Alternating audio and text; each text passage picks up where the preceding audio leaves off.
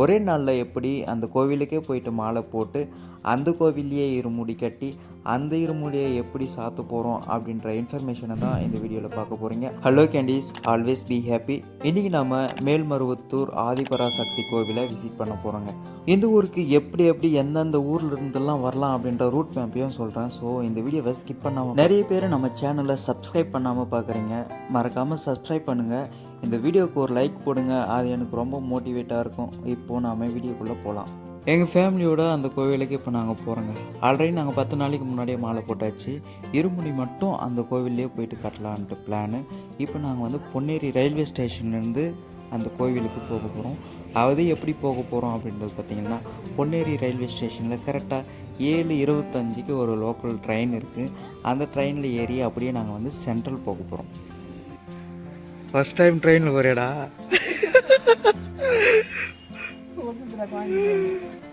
மழையிலே நஞ்சின்னு போகிறோமா?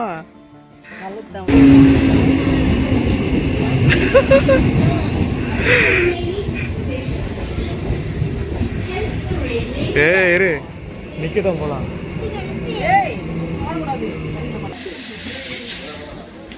சரியான மழைங்க. ஃபஸ்ட்டு பிளானே இப்போ வேறு மாதிரி போயிடுச்சு.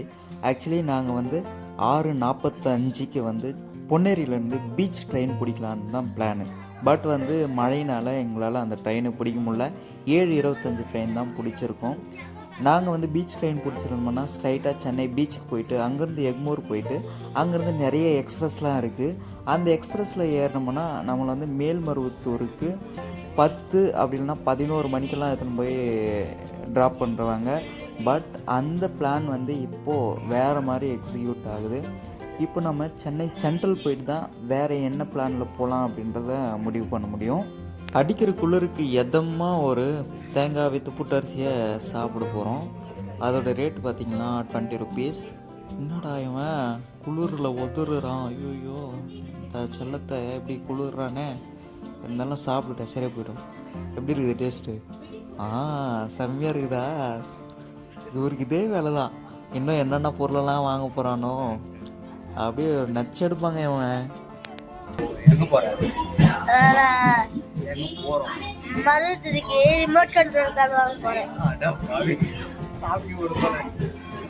சென்னை சென்ட்ரல் நாம் இப்போ ரீச் ஆகிட்டோங்க. நீங்கள் அரக்கோணம் சைடு இருக்கிறவங்களாம் ஸ்ட்ரைட்டாகவே உங்களுக்கு அந்த வழியாக ஒரு ஜங்ஷன் இருக்குது. அந்த பக்கமாக நீங்கள் மேல்மருவத்தூர் வரைவீங்க. அதே மாதிரி திருநெல்வேலி, திருச்செந்தூர், அந்த பக்கம் பாண்டிச்சேரி அந்த பக்கம் இருக்கிறவங்கலாம் நீங்கள் தாம்பரம் ட்ரெயின் பிடிக்கணும். அந்த தாம்பரம் ட்ரெயின் பிடிச்சிங்கன்னா உங்களை மேல்மருவத்தூரை இறக்கி விட்டுருவாங்க.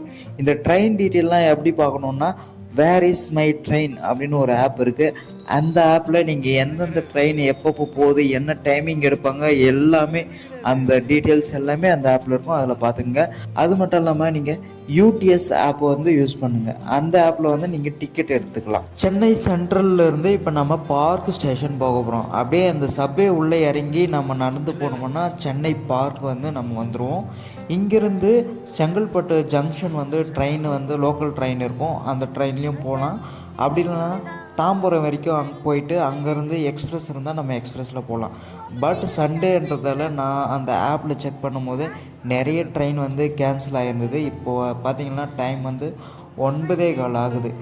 நாங்கள் இப்போது தாம்பரம் வரையும் ட்ரெயினில் போயிட்டு அங்கேருந்து பஸ்ஸில் போகலான்ட்டு தான் பிளானு. நாங்கள் பொன்னேரியிலேருந்து தாம்பரம் ரிட்டர்ன் டிக்கெட் எடுத்துட்டோம். பொன்னேரி டு தாம்பரம் ஒரு ஆளுக்கு டிக்கெட்டோடைய ப்ரைஸ் எவ்வளோன்னு பார்த்தீங்கன்னா 30 rupees. இது ரிட்டர்ன் டிக்கெட்டோடைய ப்ரைஸ் தான். நம்ம பஸ்ஸு டிக்கெட்டு என்னென்னு அப்புறம் போயிட்டு பார்க்கலாம். மருவத்தூருக்கு போகிறேன், சாமி பார்க்க போகலாம். அப்போ கூட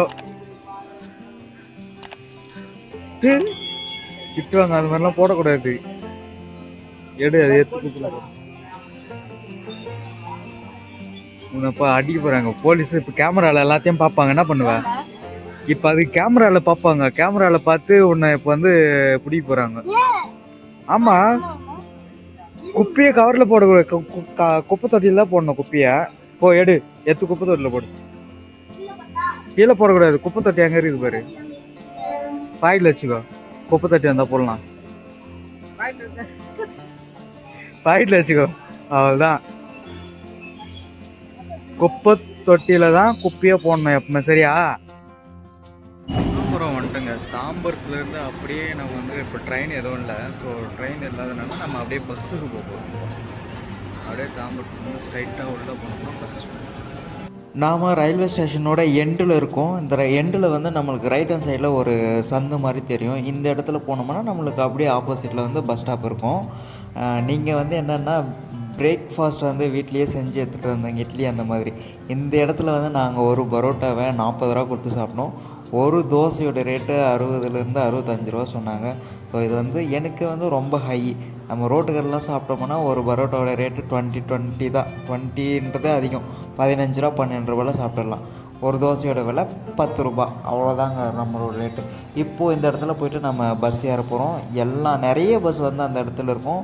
அந்த இடத்துல போய்ட்டு நம்ம வந்து பஸ் ஏற போகிறோம். இப்போ நாம் திருச்சி பஸ்ஸில் ஏறி உட்காந்துருக்கோம். திருச்சி பஸ் எல்லாமே நம்ம மேல்மருவத்தூர் வழியாக தான் போகும். திருச்சி, திண்டிவனம் அந்த மாதிரி எந்த பஸ்ஸுனாலுமே மேல்மருவத்தூர் வழியாக போகும். நீங்கள் கேட்டும் ஏறிக்கலாம்.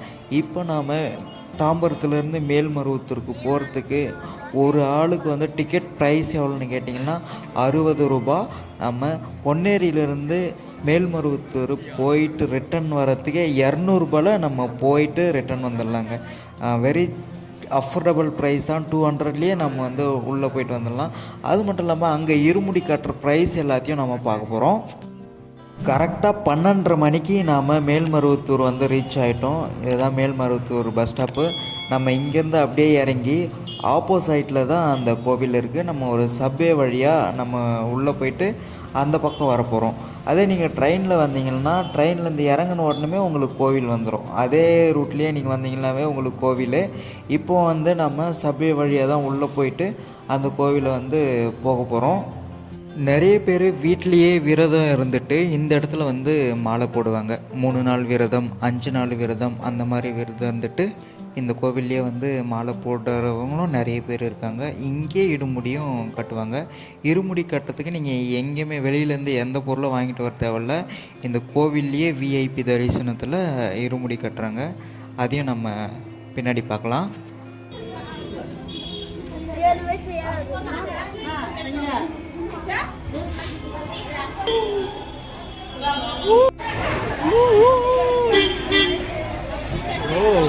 மழை வருதுடா. ஆதிபராசக்தி சித்தர் பீடம், இதுதான் நம்ம சித்தர் பீடம் என்ட்ரன்ஸு. எவ்வளோ மக்கள் வந்து வந்திருக்காங்க பாருங்கள். ஞாயிற்றுக்கிழமைன்றதால சரியான கூட்டம், பயங்கரமான மக்கள் வந்து இந்த கோவிலுக்கு வந்து விசிட் பண்ணியிருந்தாங்க. அது மட்டும் இல்லாமல் இந்த மாலை போடுற சீசன்லாம் இந்த இடத்துல நிற்கவே முடியாது, அந்தளவுக்கு கூட்டம் இருக்கும். இப்போ நாம் அப்படியே வந்து விஐபி தரிசனம் எப்படி போகலான்னு பார்ப்போம். இந்த சித்தர் பீடத்துலேருந்து அப்படியே நமக்கு லெஃப்ட் ஹேண்ட் சைடில் ஒரு வழி வருங்க. அந்த வழியாகவே அப்படியே நடந்து போயிட்டே இருந்தோம்னா நம்ம வந்து விஐபி தரிசனம் போயிடுவோம். ஆனால் நீங்கள் மாலை போட்டு வந்தவங்க வந்து ஸ்ட்ரைட்டாக நீங்கள் ரொம்ப லாங் போகணும். 2 கிலோமீட்டர்ஸ் போனால் தான் உங்களுக்கு வந்து நீங்கள் அங்கேருந்து நீங்கள் உள்ளே வர முடியும். இது வந்து பார்த்திங்கன்னா இப்போ மாலை போடாதவங்க வந்து பப்ளிக் வந்து இந்த கருவறைக்கு போகிற வழி இந்த பக்கம் நம்ம போயிடணும். இந்த ரைட் ஹேண்ட் சைடு இருக்குது பார்த்திங்களா, இந்த இடத்துல வந்து மாலை போடாதவங்க வந்து இந்த பக்கம் போயிடணும். இப்போ மாலை போட்டவங்க அதுக்கப்புறம் விஐபி தரிசனம் பண்ணுறவங்கெல்லாம் இன்னும் கொஞ்சம் தொலைவு அப்படியே நடந்து போகணும். இந்த ரோட்லேயே நடந்து போகணும். ஒரு 1.5 கிலோமீட்டர் கிட்ட நடந்து போனோம்னா அங்கே வந்து நம்மளுக்கு வந்து மாலை போட்டவங்களுக்கான ஒரு வழி இருக்கும். அது வழியாக உள்ளே வந்து நம்ம இந்த சித்தர் பீடத்துக்கிட்ட வருவோம். அதுவே நம்ம விஐபி தரிசனம் பண்ணுறவங்களுக்கு இங்கேயே கொஞ்சம் தொலைவிலேயே வந்து நம்மளுக்கு விஐபி இருமுடி கட்டுற இடம் இருக்கும். இந்த இடத்துல வந்து நம்ம உள்ளே போக போகிறோம். இந்த இடத்துல வந்து காலையில் 5 மணிலேருந்து சாயங்காலம் 6:30 மணி வரைக்குமே ஓப்பனில் தான் இருக்கும். இது உள்ளே போயிட்டு இப்போ நம்ம அந்த விஐபி டிக்கெட்டுக்கான டோக்கன் ப்ரைஸ் எவ்வளோ, அதை காணிக்கை ப்ரைஸ் எவ்வளோ, எல்லா டீட்டெயிலும் நம்ம உள்ளே போய் பார்க்க போகிறோம். இப்போ வந்து நம்ம விஐபி தரிசனம் டிக்கெட் உள்ளே வந்தாச்சு. விஐபி தரிசனத்தில் இருமுடி மட்டும் கட்டுறதுக்கு 1000 ரூபாவும், உள்ளே போயிட்டு ஒரு 100 ரூபாய் தட்சணை வைப்பீங்க. அதே மாதிரி மாலை இருமுடி ரெண்டுத்துக்கும் சேர்த்து 1400 ரூபாய் நம்ம காணிக்கையாக அவங்களுக்கு கொடுக்கணும். அது மட்டும் இல்லாமல் ஆதார் கார்டு மேண்டட்ரிங்க. விஐபி தரிசனம் செய்கிறவங்களுக்கு தனியாக இருமுடியை பிரிக்கிறதுக்கு ஒரு இடம் இருக்குது. அந்த இடத்துலேருந்து அப்படியே கொஞ்சம் உள்ளே வந்தீங்கன்னா ஸ்ட்ரைட்டாக கருவறைக்கே வந்துடலாம். அதுதான் இந்த இடம். உள்ளவே ஸ்ட்ரைட்டாக நம்ம வந்துடலாங்க. விஐபி தரிசனன்றதால சீக்கிரமாகவே நம்ம சாமியை பார்த்துடலாம். ரொம்பலாம் லேட் ஆகாது. இது எஜுகேஷன் பர்பஸ்க்காக மட்டும்தான் நான் இந்த வீடியோ எடுத்திருக்கேன். தெரியாமல் தான் எடுத்தேன். பட் வந்து நம்ம உள்ளே வந்து கேமரா எதுவுமே அலோடு கிடையாது. ஸோ யாருமே தப்பாக நினைக்காதீங்க. என்னென்ன டீட்டெயில்ஸ் அதுக்காக மட்டும்தான் நான் வீடியோ எடுத்திருக்கேன். மாலை போட்டவங்க மட்டும்தான் அந்த வழியாக போக முடியும். அந்த வழியாக போயிட்டு சுயம்புவுக்கு அவங்க கையாலேயே அபிஷேகம் பண்ணுவாங்க.